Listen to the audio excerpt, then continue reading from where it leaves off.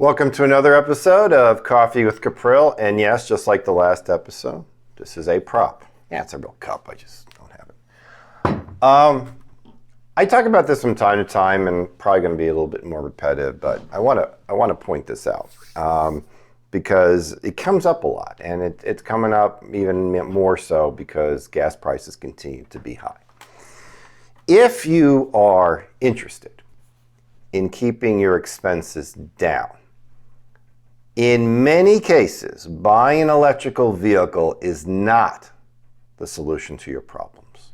Why do I say that? Well, because if I compare an electrical car to a comparable gas-producing car, I'm going to pay a lot more for that electrical car, which means I'm going to have to drive that car a long time before I make up the difference. This is a very important point. A number of years ago, I bought a hybrid, back when hybrids were first coming out. I did not buy it at all for the gas savings. I just loved the way it took off.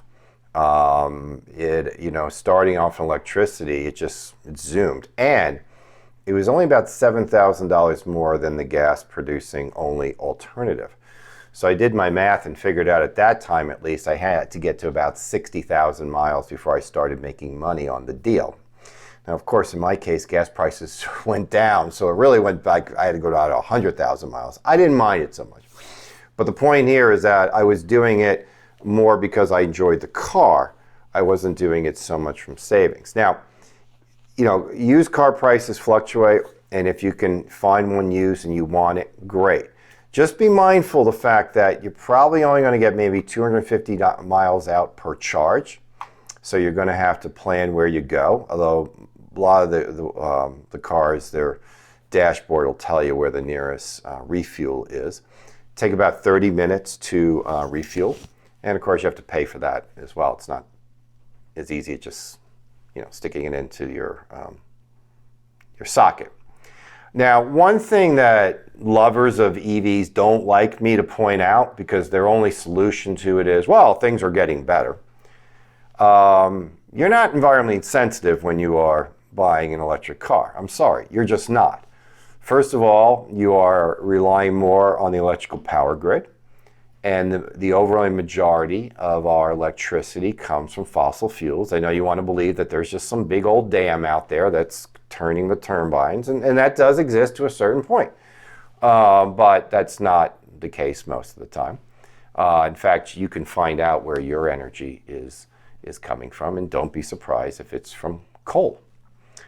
The other thing is, I don't know if you've seen what it looks like to mine for lithium, but that is clearly not environmentally sensitive and can leave a lot of wreckage in its path. A lot of that is done in China, so we don't necessarily notice it. The other thing, too, is disposing of lithium batteries isn't an easy task either, and it's certainly not environmentally sensitive.